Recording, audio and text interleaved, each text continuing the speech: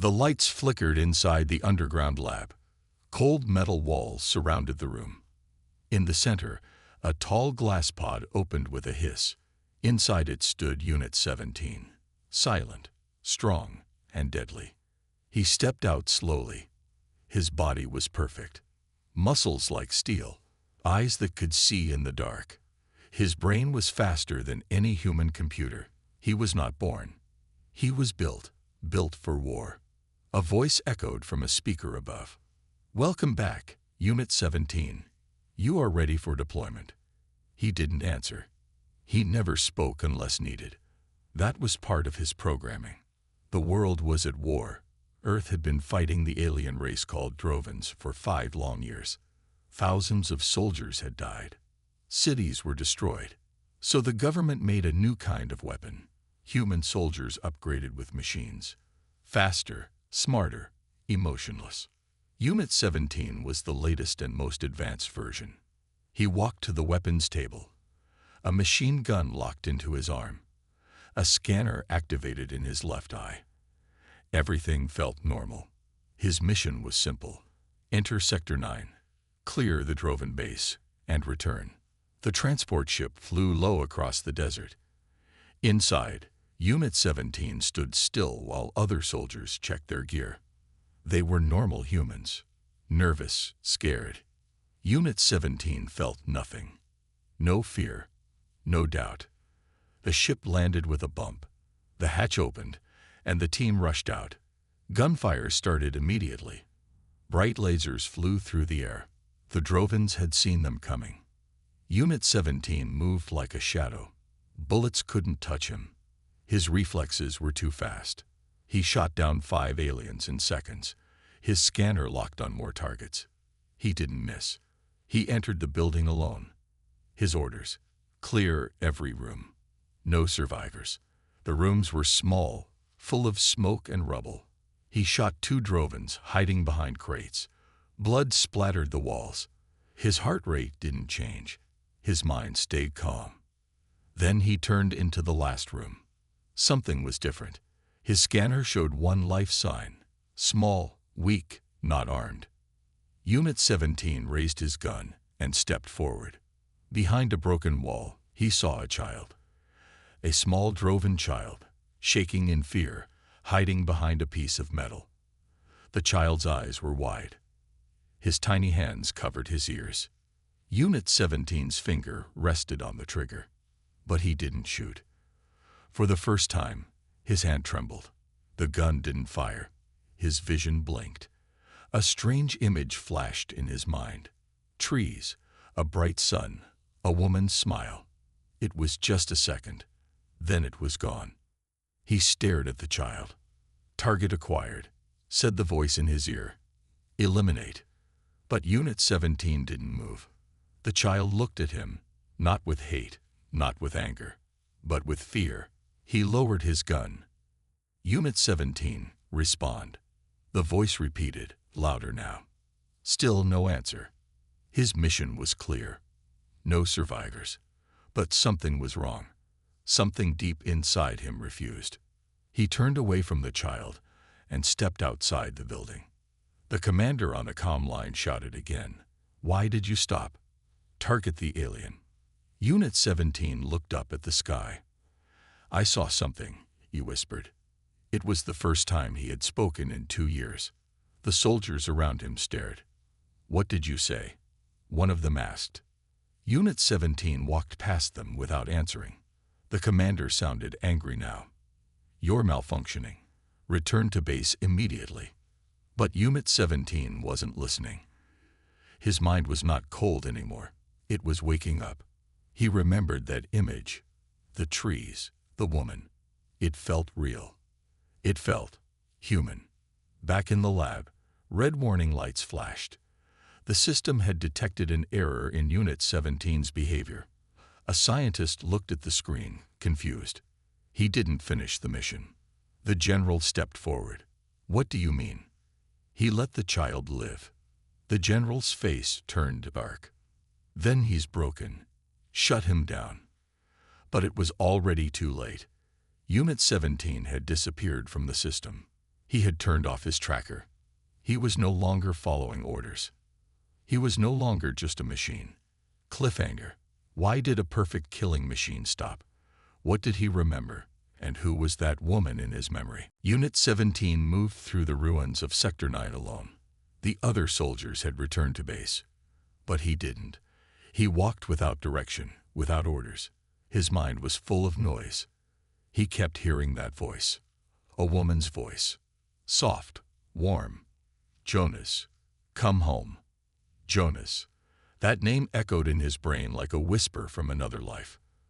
But he was Unit 17, not Jonas. He was a weapon. He wasn't supposed to feel.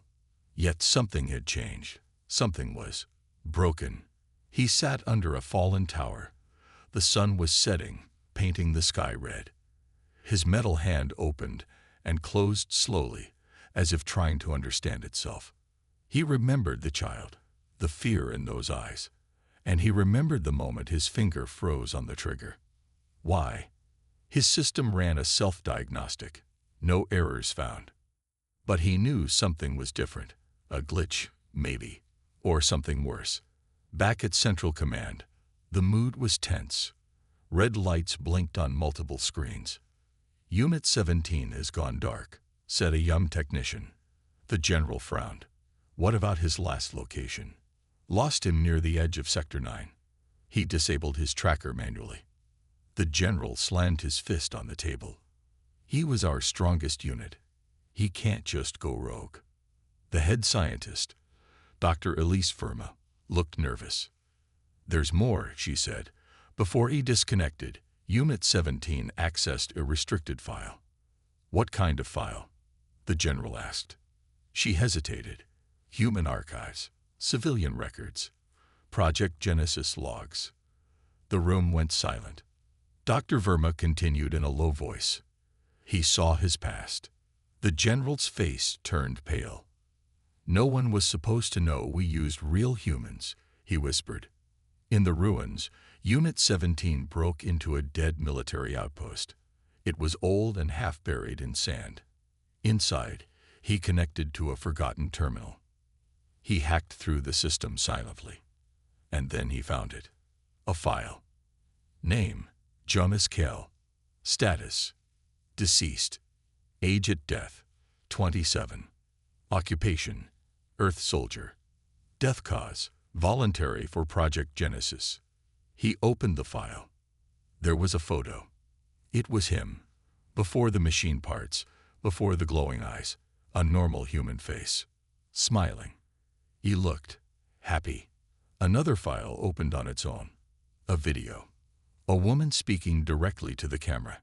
My name is Anna Kell, she said. If you're seeing this, Jonas, it means they brought you back. Unit 17 didn't blink. He couldn't.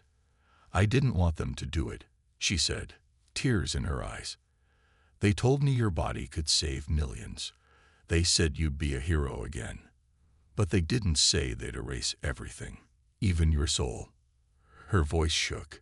You were more than a soldier. You loved music. You loved trees. You loved me. The video ended. Unit 17 sat still for a long time. A spark ran through his chest. Not electrical, but emotional. He remembered something. A picnic under the sun. Her laughter. A guitar in his hands. Suddenly, alarms rang out in the outpost. He had been detected. 3 flying drones entered the sky above the ruins, scanning for movement. He ran. Bullets hit the ground near his feet. He jumped over broken walls, dodging lasers. He wasn't scared. He was angry. He reached a deep tunnel and disappeared underground. Meanwhile, back in Central Command, Dr. Verma faced the general again. He remembers, at least, parts of it. The general's jaw tightened. We have to shut him down. But, no, this isn't a glitch. It's a risk.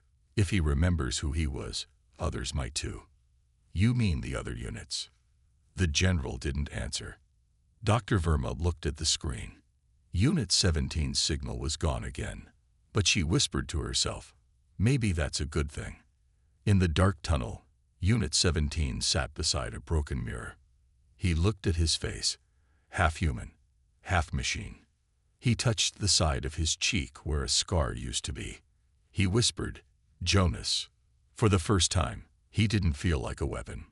He felt lost. He felt real. And he knew one thing now for sure. They had lied to him. They used his body, his memories, his soul. He wasn't built to fight Drovins. He was built to follow lies. But now he had a new mission. Find the truth. Break the system. Cliffhanger. Unit 17 is no longer just questioning the war. He's questioning everything. And someone is now hunting him. But who else knows the truth? Unit 17 moved through the shadows like a ghost. The tunnels beneath the ruined cities were old and forgotten, just like the truths buried inside them. He had no orders now, no commander, no mission, only questions, and he was ready for answers. He reached a hidden base deep underground, marked as decommissioned in the Earth military system. But he knew it was more than that. This was one of the original Genesis labs, where they first started turning soldiers into machines. The door was sealed tight, but Unit 17 had machine strength. He tore it open. Inside, dust covered the floors. Broken screens blinked with low energy. Old test pods stood in rows. Many of them cracked, empty. Some still had dried blood. He walked to a central terminal. It was locked. He hacked into it quickly. The screen lit up. Access is guaranteed. HFY Relex. Level red. His fingers moved fast.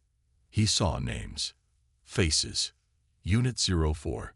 Missing. Unit 08. Destroyed. Unit 12. Shut down. Unit 17. Jonas Kale. Status. Active. Each file had a photo of the soldier, before and after transformation. All were human once. All had volunteered for something they didn't understand. He opened deeper files, and what he found made his hands freeze. A video file titled, Operation Spark. The Lie Begins. He clicked it. A recording played. A meeting room. Military leaders and scientists sat around a table. One of them was the general. The same man who gave Unit 17 his orders. The general spoke. The alien contact was peaceful at first. The Drovins came for trade. But we saw their technology, and we saw profit. So we created fear. We told the people Earth was under threat. Another man added, we started the war. To control resources, to control people. The room nodded in agreement. The general's voice continued. And now, the Genesis program gives us perfect soldiers. No emotions, no questions, no resistance. Unit 17 stepped back from the screen. His hands were shaking. The war was a lie. He wasn't saving Earth. He was helping destroy innocent lives. He remembered the Drovin child again. Those eyes. He whispered, I almost killed him for this. Suddenly, the terminal beeped. Incoming connection. Unknown source. He backed away. A face appeared on the screen. Older, bearded, with cybernetic eyes. Jonas Kale, the man said, calm but intense. You're not the only one who woke up. Unit 17 stared. Who are you? He asked. I'm Unit 04, the man replied. I escaped 2 years ago. They tried to erase me. Failed. Unit 17 leaned closer. How many of us are there? Dozens, some dead, some hiding, some fighting back. Unit 04's eyes narrowed. They will hunt you now. You saw what they didn't want you to see. What do I do? Keep moving.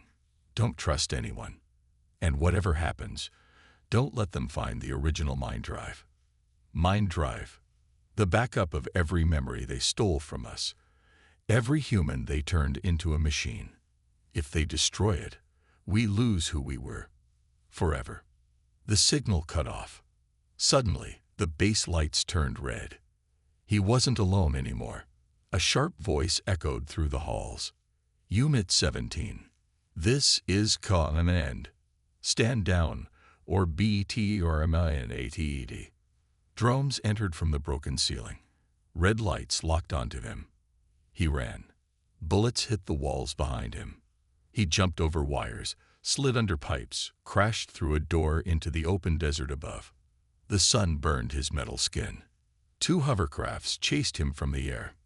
He ducked into the ruins of a broken city. His body was fast, but they were prepared for him. He activated a jammer he built from old tech. The drones lost his signal for a moment, long enough to vanish into smoke and dust. Back at Central Command, the general watched the footage of Unit 17 escaping. Shut down every Genesis terminal, burn the files, and find that mind drive before he does. Dr. Verma stood in the corner, quiet. She had seen the old video too, and for the first time, she was afraid of the truth. Far away, under the broken remains of a library, Unit 17 found a place to rest. He opened a small device he had taken from the lab. Inside it was a chip. It blinked once, then projected a message, his own voice from years ago. Today I volunteer for Project Genesis. If I die, let my mind live on. Let me remember who I was. His eyes dimmed. Jonas Kale was still alive inside. Cliffhanger. Unit 17 now knows the war is a lie, and that other soldiers like him are out there, broken, hidden, maybe waiting. But time is running out. The Earth Command is hunting for something that could erase every human soul inside the machines. The night was cold, and the wind moved through the broken streets like whispers of old ghosts. Unit 17 hid inside the ruins of an old museum. The walls were cracked. Statues lay in pieces. Dust covered everything. But it was quiet. For now. His metal arms sparked slightly. The last fight had damaged his circuits. He pulled out a tool from his belt and repaired a wire near his shoulder. It hurt, not just the pain, but the memory of being human enough to feel it. He was running out of time. The Genesis Command would never stop hunting him. Not after what he'd seen. Not after what he knew. And they wanted one thing above all: the mind drive. It was the only proof that soldiers like him had once been human, and that the war was a lie. Far away, at Central Command, the general stood before a large digital map. Red dots showed patrol units spreading across the sectors. Seal every road. Scan all movement. He's heading east, he ordered. Dr. Verma stood behind him silently.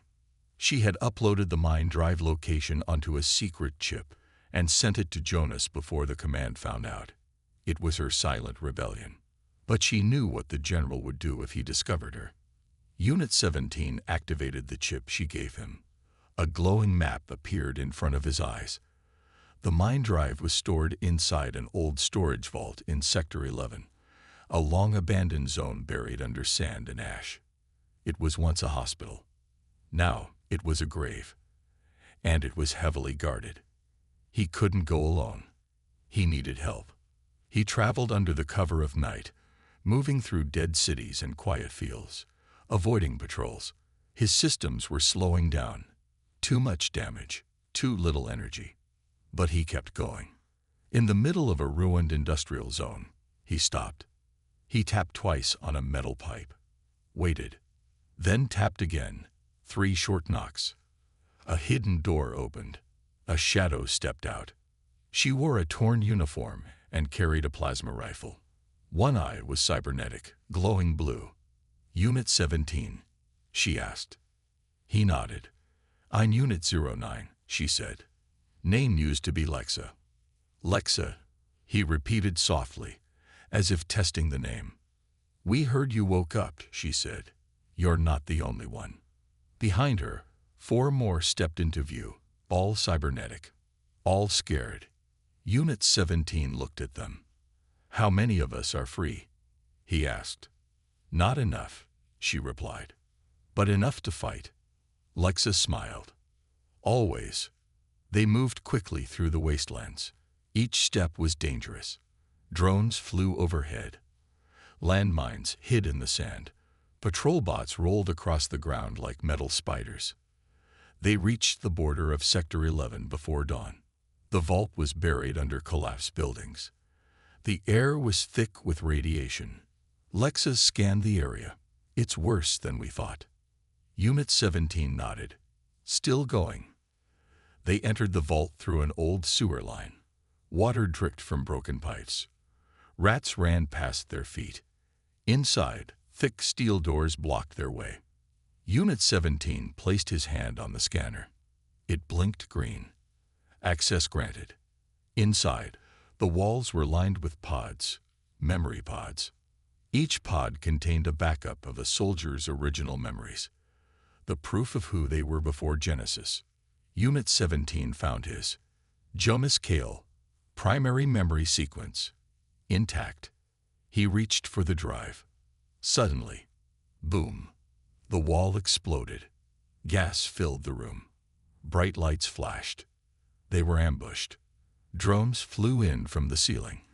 Black armored soldiers followed, weapons raised. Target acquired, one shouted. Lexa shouted, take cover. A fierce gunfight broke out. Laser fire lit up the room. Unit 17 grabbed the mine drive and slid it into a steel case. Lexa threw a smoke bomb. Go. We'll hold them. No, he said. We all go. She looked at him, surprised. Since when does a machine care? He looked back. Since I remembered I wasn't one. They fought together, shoulder to shoulder. One by one, they broke through the lines. Bullets flew. Sparks burned the air. Unit 09 was hit in the leg, but kept moving. Unit 17 picked her up and ran. They reached the top of the vault. A ship waited, stolen from Earth Command. Lexa activated the controls. Hold on. They blasted into the sky as explosions followed below. From the clouds, they looked down at the burning city. The mine drive was safe. For now. But the war had just begun. Cliffhanger. Unit 17 and the rogue units now have the only copy of the stolen mines, and Earth Command will stop at nothing to get it back. But there's someone else watching. Someone who has plans of their own. The stolen ship flew low through storm clouds, lightning flashing across the sky. Inside, Unit 17 sat in silence, staring at the case holding the mine drive. That small metal box, it held every stolen memory, every broken identity, every truth Genesis Command had tried to erase.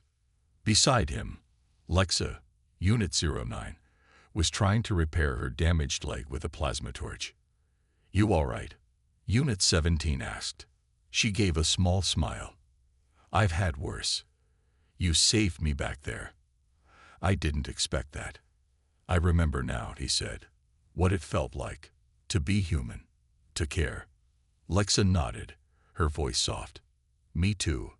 The other rogue soldiers, Units 13, 18, and 21, sat at the back of the ship, quiet and tense. They knew what they had now was dangerous. Earth Command would come for it.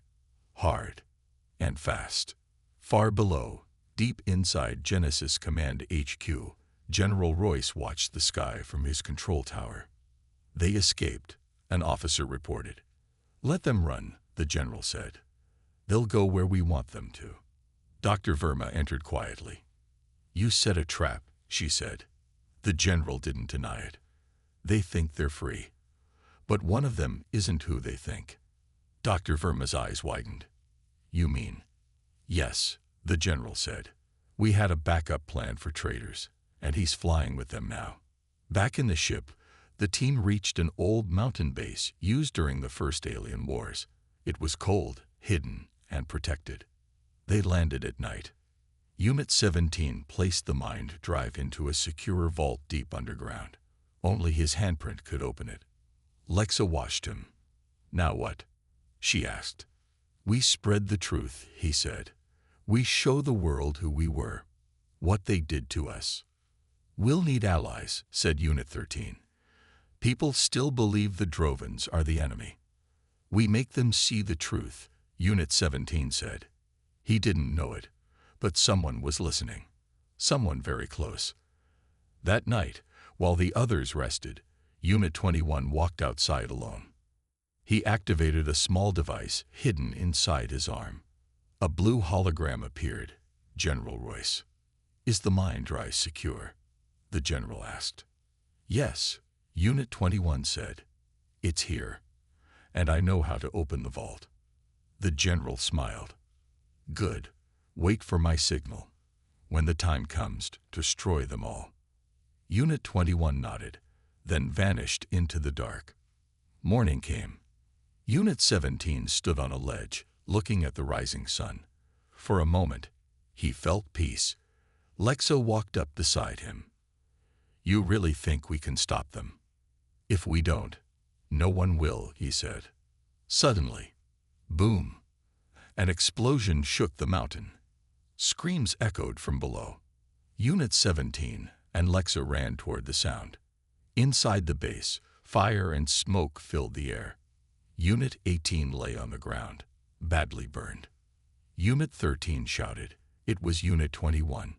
He planted charges near the vault. The vault was still intact, but barely. Lexa looked around. Where is he now? Another explosion rocked the hallway. Unit 21 appeared from the smoke, holding a weapon. You should have stayed machines, he said coldly. You were never meant to think. Unit 17 stepped forward. Why? They made me promise. If any of us ever woke up, I'd stop them. I believed in the system. I still do. You were one of us. Lexa yelled. No, Unit 21 said. On what you should have been. Loyal. He fired. Unit 13 fell. Unit 17 charged forward. They clashed, metal against metal, memory against programming. The fight was brutal, fast, violent. But Unit 17 had something more. Will. He slammed Unit 21 against the wall. Sparks flew. Circuits burst.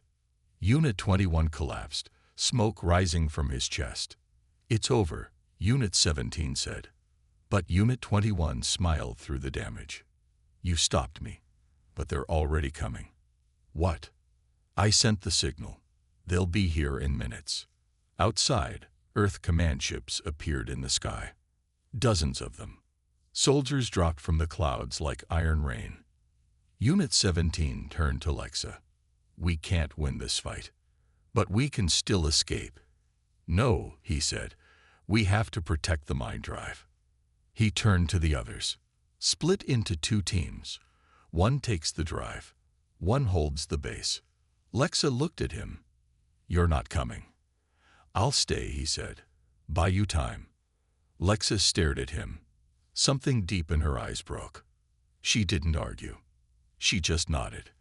As the others escaped through the hidden tunnels, Unit 17 stood alone in the main hall. His arm was damaged, his energy low, but his heart was clear. He was no longer a weapon. He was a man, and he would fight. For truth, for freedom, for every soul they tried to erase. Cliffhanger. Unit 17 stands alone to face the incoming army. The others flee with the mind drive. But the enemy is closing in fast. The final battle is near, and not everyone will survive. The ground shook as Earth Command's forces landed. Unit 17 stood alone in the heart of the mountain base. His body was damaged, a reminder of the battles he had fought and the ones still to come. Above him, ships hovered like vultures waiting to pick at the remains. Soldiers dropped, one by one, into the ruins. He couldn't win this fight, not with the odds stacked against him. But he wasn't here to win. He was here to end it. Inside the tunnels, Lexa led the others toward a hidden exit. Unit 17 had told them to run, to escape, to protect the mind drive at all costs. But she couldn't stop thinking about him. Do you think he'll make it? Unit 18 asked, blood staining her uniform. Lexa didn't answer. Her heart was too heavy. Back at the base, Unit 17 took a deep breath. He glanced at the vault one last time, where the mind drive lay safe. He had done what he needed to do. Now he would make sure it stayed that way.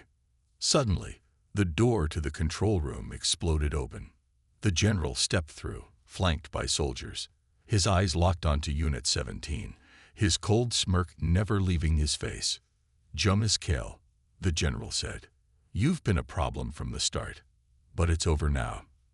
Unit 17 didn't flinch. His body was on fire from the damage, but his mind was clear. "You're the problem," he said, his voice calm. "You turned us into monsters. You lied. And now, I'll make sure everyone knows the truth." The general raised his hand. "Don't waste your time. You're just a weapon, nothing more." "Then why am I still standing here?" Unit 17 asked.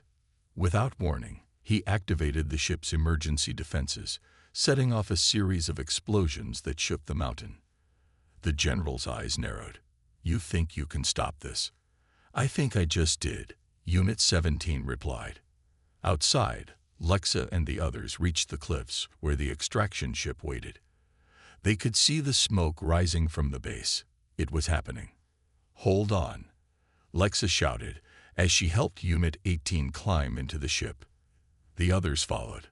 But as they prepared to take off, a voice crackled over the comms. "Lexa, it's me, Jonas." Her heart stopped. "Jonas," she said, her voice breaking. "What's happening?" "I'm holding them off," he said. "You need to leave now. Take the drive. And never look back." "No," Lexa shouted. "We won't leave you." "Listen to me," Jonas said. "You have to get it out. The truth. Don't let them bury us again. Don't let them win." The line went silent. Inside the base, Unit 17 fought like a man possessed. The general's soldiers were everywhere. They attacked without mercy, but he didn't stop. His metal fists collided with their armor. His body slammed them into walls. But he could feel his energy running out. The general wasn't done. He approached slowly, eyes locked on his creation. "You were supposed to be perfect," the general said. "A tool, a machine. And you failed." "Maybe I was never meant to be perfect," Jonas replied, standing tall despite the damage. "Maybe I was always meant to fight for something more." The general raised his weapon. "Time to end this." Jonas smiled faintly. "I already won." He activated the last of his self-destruct sequence. Outside, the mountainside erupted. A massive shockwave sent the extraction ship flying into the air. Lexa held onto the controls with all her strength, her eyes filled with tears. The base was gone. Jonas was gone. But the mind drive was safe. The truth was safe. The ship flew higher, leaving the burning ruins behind. The world below was still asleep, still blind to the lies they had been fed. But not for long. Lexa turned to the others. "We'll make sure everyone knows. We'll spread the truth, no matter the cost." They all nodded. "Jonas didn't die for nothing," Lexa whispered. "He died for us. For every person who will finally know who we are." And as the ship soared into the sky, one thing was certain. The war was over. But the battle for the truth had only just begun. Cliffhanger/ending. The mind drive now carried the truth of what Earth Command had done. And with it, the power to change everything. But enemies still lurked in the shadows, waiting for their chance to strike. The journey wasn't over. It had just begun.